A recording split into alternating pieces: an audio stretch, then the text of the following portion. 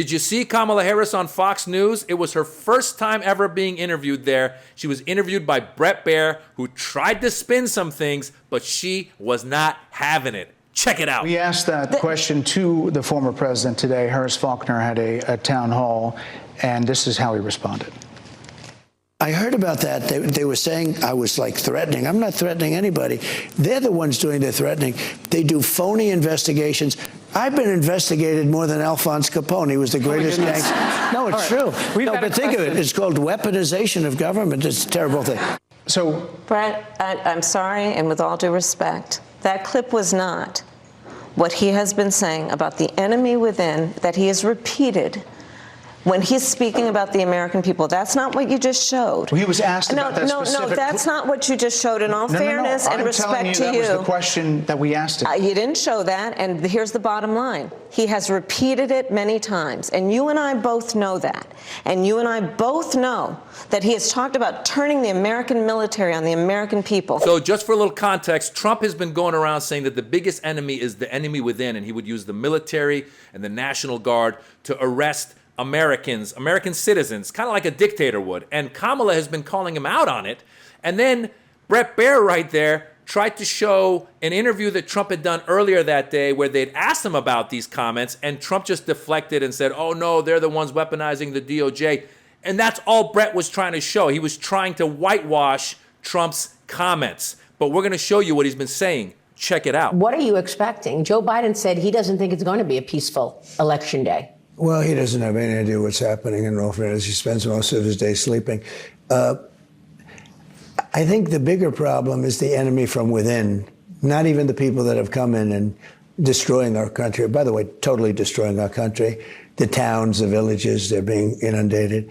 But I don't think they're the problem in terms of election day. I think the bigger problem are the people from within. We have some very bad people. We have some sick people, radical left lunatics.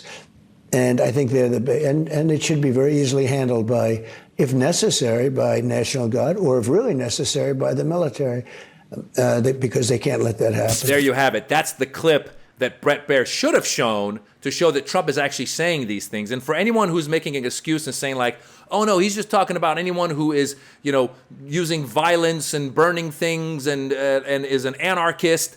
No. In some of the other interviews, he's been naming names, saying that he would go after Adam Schiff, who's a congressman, possibly going to be the senator of California, and others who disagree with him. But rather than pointing this out, Bret Baier tried to spin it. Kamala didn't let it happen. But then Bret kept trying to spin. Watch this. This particular one from the Trump campaign has gotten a lot of attention. Kamala supports taxpayer-funded sex changes for prisoners. Surgery. For prisoners. For prisoners. Every transgender inmate in the prison system would have access. So are you still in support of using taxpayer dollars to help prison inmates or detained illegal aliens to transition to another gender? I will follow the law, and it's a law that Donald Trump actually followed. You're probably familiar with, now it's a public report, that under Donald Trump's administration, these surgeries were available on a medical necessity basis to people in the federal prison system. And I think, frankly, that ad from the Trump campaign is a little bit of like throwing stones when you're living in a glass house. The Trump aides say that he never advocated for that prison policy and no gender transition surgeries happened during his presidency. Well, you got to take responsibility for what happened in your administration. There you have it. Bret trying to get her again by saying, oh, do you support transgender surgery in prisons for the immigrants? And she goes, hey, Trump did it too. It's the law. If you don't like the law, change the law. But he kept coming at her. If that's the case, why is half the country supporting him? Why is he beating you in a lot of swing states? Why, if he's as bad as you say, that half of this country is now supporting this person who could be the 47th president of the United States? Why is that happening?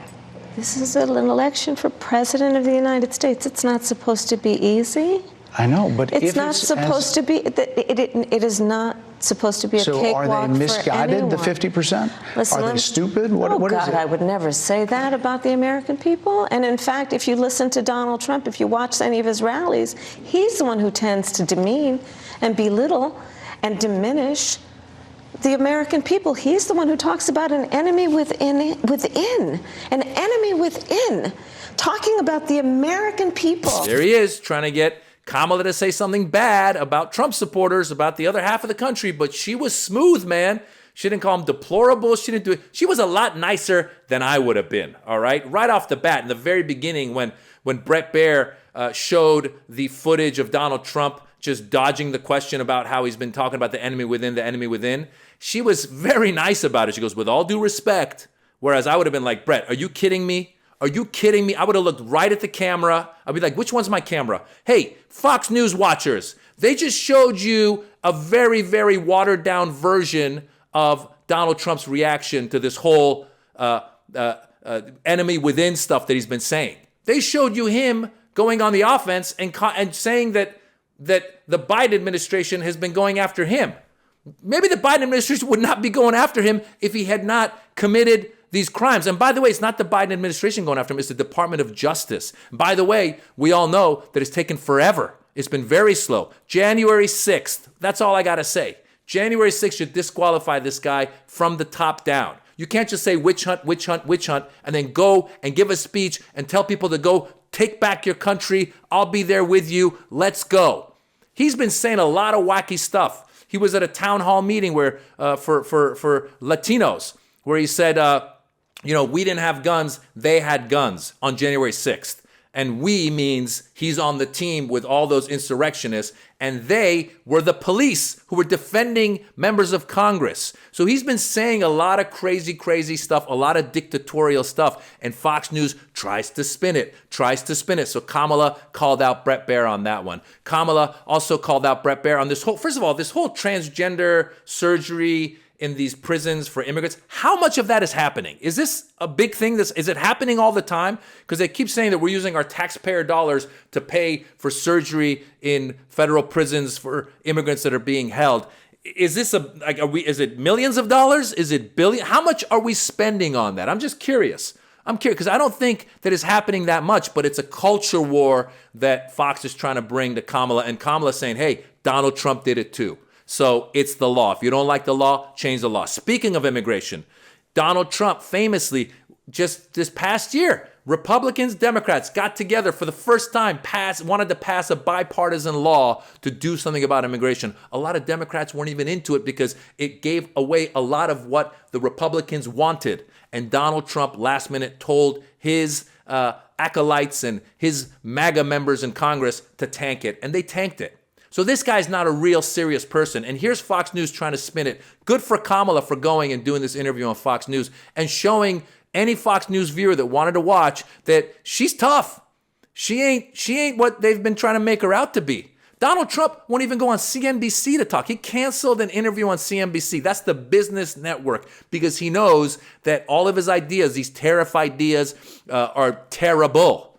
He didn't want to go on 60 Minutes because anyone who fact checks him, he gets angry. He got really angry at ABC when during the debate, the moderator said, sir, they're not eating cats and dogs in Springfield, Ohio. And he goes, that's what I saw. That's what they're saying. And afterwards he goes, how dare they fact check me? Because you're just making up stuff from day one. All right. I'm not saying Kamala is the perfect candidate, but I think she's thousands of times better than Donald Trump. Everybody's got faults. Everybody's got issues you can point at and go, hey, what about that? What about that? Why did you change your mind on X, Y, and Z? But thank God she's able to change her mind. Thank God she's able to sit there on Fox News and take all of these spins and spin it right back, put it right in their faces.